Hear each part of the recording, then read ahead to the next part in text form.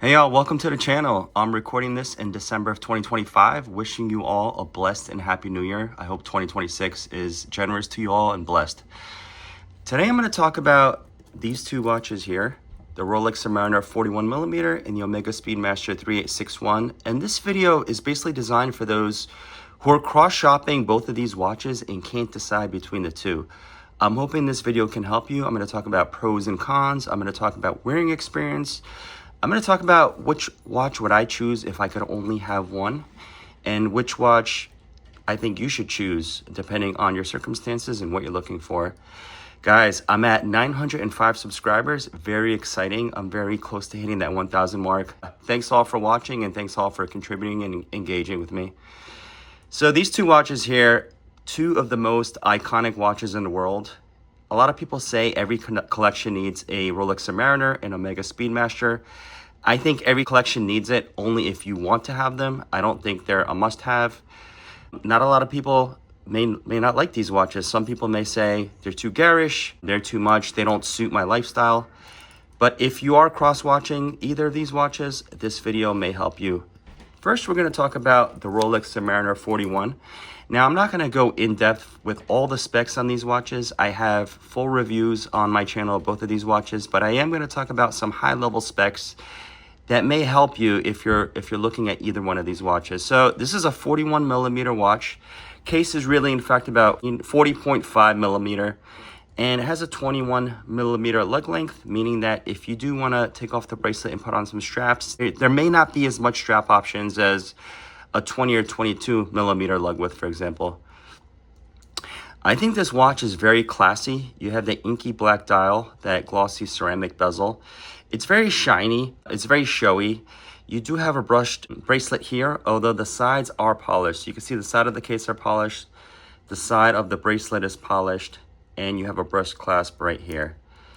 Now, the brushed bracelet may come in handy if you are using this as your everyday watch, because as you know, polished center links do scratch up very easily. You look at them and they start scratching, especially if you're wearing a watch and you're typing on a keyboard and your wrist is hitting the desk. You're going to pick up a lot of scratches, even on the brush, but they're not going to show as much as a polished surface. So that's one thing to note. If you are looking for something that's a little more rugged or everyday, this bracelet or this watch may be for you. Now, this watch also has a date. So if you are using this as your one watch, having the date might come in really handy. Today is December 26th. I have that set on the watch today. I don't always set my date because I do rotate my watches here and there. However, if you do utilize the date all the time, having a date may be important to you, and the Omega Speedmaster does not have a date, which we'll get into. This has 300 meters of water resistance, meaning that you can actually dive with it. Most diving occurs at about 30 to maybe 50 meters. You're never really going to go 300, although having the extra water resistance does help. There's a trip lock crown. That means there's 3 rubber gaskets in this crown here. So if one of them does fail, you still have 2 gaskets to stop that water. So even though people say you're never going to dive 300 meters, having that extra water resistance does help. In case some of the gaskets are compromised, you still have that additional protection to make your watch waterproof. Since this is a diver, you do have a diving style bezel here, which rotates.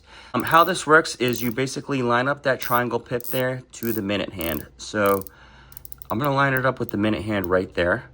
And let's just say I put 30 minutes of parking in my meter and I only have 30 minutes. So I know that once that minute hand reaches the 30 on the bezel right here, that means my parking is up. So that's how you time things. If you have a 45-minute lunch break, for example, again, you set the pip on the minute hand. Once that minute hand reaches the 45 on the bezel, not on the actual dial, on the bezel, that means your lunch is up and you got to get back to work, unfortunately. So this timer, it does come in handy.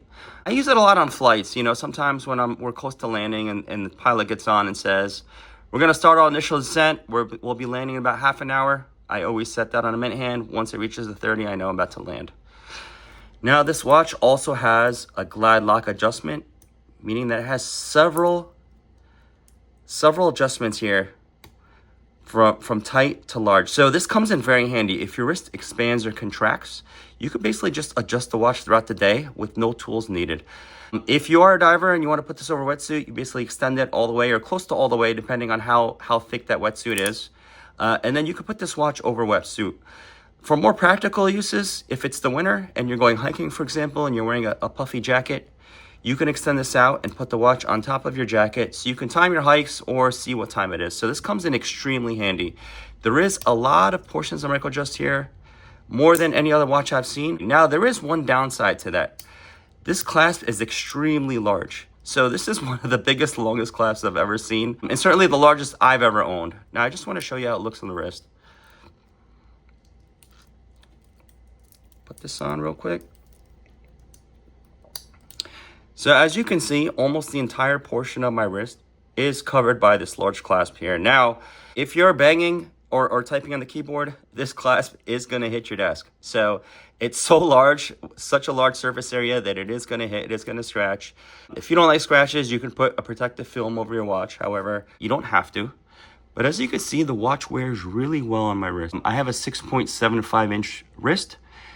Again, this watch is about a 41 millimeter. I think it sits pretty well.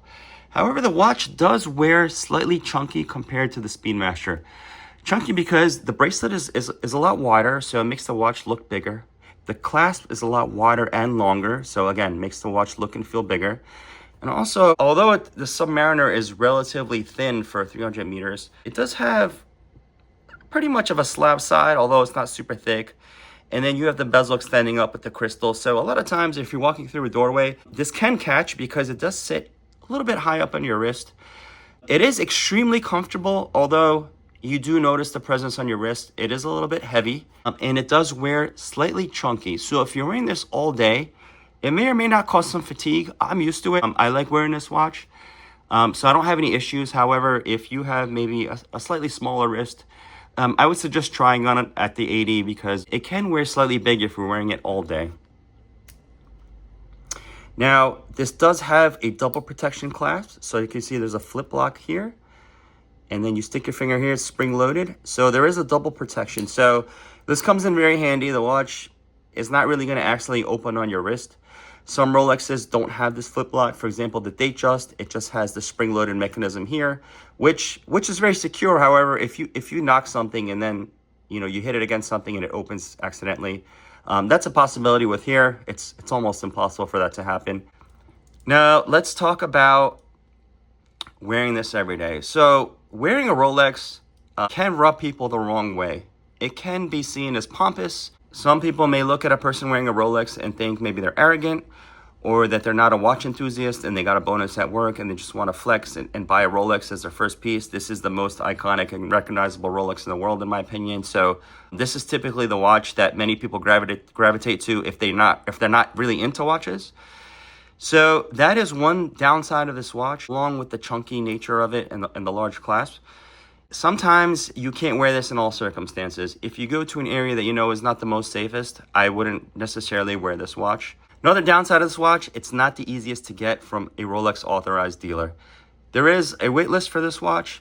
I've heard from several ADs that production or shipment of watches from Switzerland for Rolex may increase in January due to the fact that the tariffs got renegotiated and they're lower than that initial 39%. So I believe that Rolex was maybe not sending as much because they knew that tariffs were in negotiation and that there was a possibility of them getting lowered. So I heard that they're going to increase stock in January. Might make it slightly easier. However, if you don't have purchase history, if you don't really make an effort or form a relationship with your AD, you may not get this watch. This watch is retailing right now in the US for $10,650. There is expected to be an increase on 1/1/26. However, we don't know for sure, but Rolex typically does increase their prices on January 1st. So this watch may possibly be even more than that. So it's not the cheapest watch in the world. However, the Omega Speedmaster is coming up in cost. So let's review this watch here and talk about some of the things I mentioned. I think it's very iconic. It's waterproof. It has a timing bezel, has a glide lock adjustment, so you can basically adjust it if your wrist expands or contracts, or if you gain or lose weight, or if you want to put it over a jacket or a wetsuit. So it comes in very handy. One thing I didn't touch on that I touched on in many previous videos, I think this watch is extremely versatile. I think you can wear it dressed up, you can wear it casually. I think it works in actually all scenarios except scenarios where you don't feel safe. And the fact that you may encounter some people that may judge you or look at you the wrong way for wearing a Rolex. So that's it for the Submariner. Now we're going to pick up the Omega Speedmaster and talk about similar things. So this is a 42 millimeter case. However, the bezel is about 40 millimeters. The case does extend a little bit on the side here to protect the crown guards. It does come with a much smaller, thinner bracelet. It is a 20 millimeter and it does taper significantly to the clasp here, as you can see. This bracelet does articulate a lot more than Submariner. So look at that, the links are extremely small. So this should wrap around your wrist a lot easier, and see how it flows here? Whereas the Submariner with the Oyster bracelet, the links are larger, so you don't really have that much flow here as the Speedmaster. One thing I will note, since we're talking about the bracelet here, is that the inside of the links here, it's not flat. The links are rounded on the inside. So some of you know, I used to have a black Speedmaster. I got rid of that for this white one here. I personally like the white one better. I think it pops more. However, my black Speedmaster did have a defective bracelet where all the links in here were extremely sharp and it was extremely unwearable. Omega came through, they fixed that for me. They polished the inside of the bracelet and smoothed it out. This new bracelet, it is not sharp. So thankfully it doesn't have that defect that my first one did. However, the links are still rounded and this can still leave a lot of red marks on your wrist if your wrist expands, and not even only if it expands. So let me show you what I'm talking about here. So I'm gonna put this bracelet on. As you can see, right now my wrist, there is some space in here. However, even if the watch was loose, if it does, for example, slide onto a thick portion of your wrist here, after a few minutes, if you move it, you will have red marks all over here. Now, since we touched on the glide lock on the Submariner, this does have a on-the-fly 2 millimeter adjustment. So there's a button that says push there. You push it and push it out. It just increased this by 2 millimeters. So if your wrist does expand throughout the day, it does come in handy. As you can see, I have a lot more space here. All right, so let's talk about the function. This is a chronograph here. So you have the 3 sub-dials here. This sub-dial is the running seconds. This is the minutes, and this is the hour. So as you can see, this is a time only with chronograph watch. There is no date here. So if you're looking to use this as your one and done and you do require a date, this watch may not be the most optimal for you because there is no date. However, there is a chronograph function. So this is the start. As you can see, the chronograph seconds here are starting. Now it has that red tip on the seconds hand, which I love. That's why I love this white dial Speedmaster. It pops more. I love the red Speedmaster text, the red Speedmaster second tip there. And I think this watch does look a lot more modern than the black one. However, to each their own. The black one is also amazing. I think the black one is probably more dressy, more versatile. As I think the white dial is a little more sporty. However, some people may disagree and think a white dial is more dressy. I do think this bracelet is a more dressy than the Submariner. So the bracelet will work in more dressy situations. I'm going to stop the chronograph here and then reset it.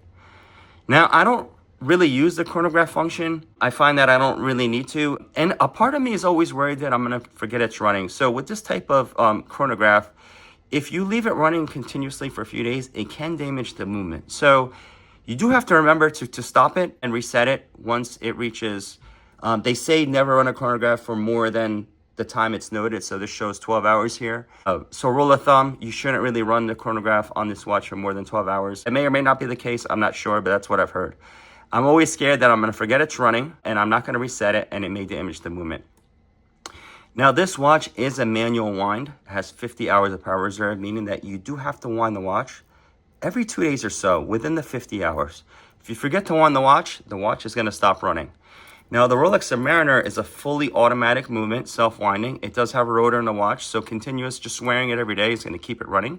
Now this has a 70-hour power reserve, so this has a longer power reserve than the Speedmaster.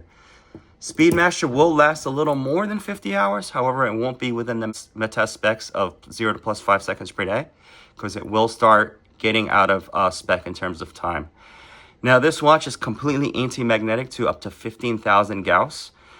Rolex doesn't advertise what their Gauss is, except for the low Gauss, obviously. But from what I've read, people say that Rolexes are about 1,000 Gauss anti-magnetic. This is about 15,000 Gauss. Is it overkill? Who knows? But I'm never worried that this watch is ever going to get magnetized. This watch also has a beautiful display case back. So if you take here, you can actually see the movement.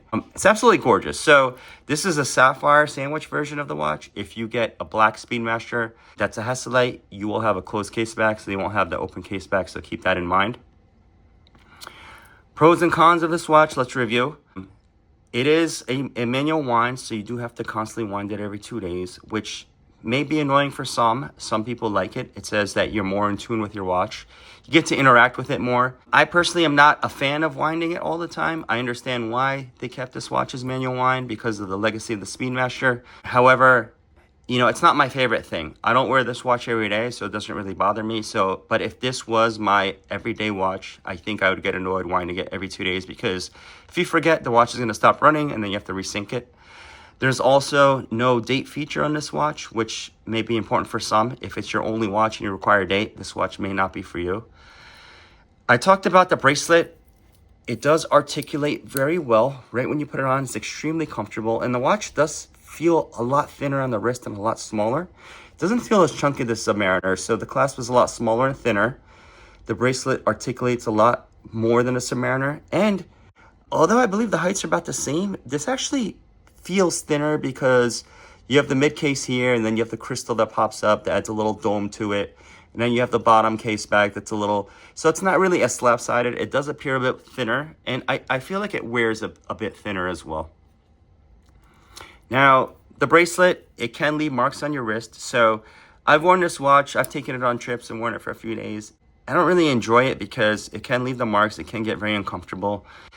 The 2mm on the fly, you know, does help for warm days. Sometimes you need a little bit more. So, you know, a pro to only having 2mm is that you do have a smaller clasp. It's not as large as a Submariner. I feel like nobody is going to rob you for this watch. I feel like nobody is going to judge you for wearing an Omega. I have no issues traveling with this watch. I don't feel like I'm going to get looks. I don't feel like I'm a target to get this watch stolen off of my wrist or getting robbed. I feel like if I see somebody wearing a Speedmaster on their wrist, I'm going to think they're a true watch enthusiast. However, if somebody's wearing a Submariner, I may not always think that. I just think that maybe they're into nice things. They may or may not be a watch enthusiast. However, with a Speedmaster, I feel like most of the time you will be a watch enthusiast if you get this watch. This watch is cheaper. It's about $9,100 at the US today. There may be a price increase on January 1st. This used to be the value proposition between the two. Speedmaster always had more value. You get a lot for a lot cheaper price. However, Omega had several price increases in 2025.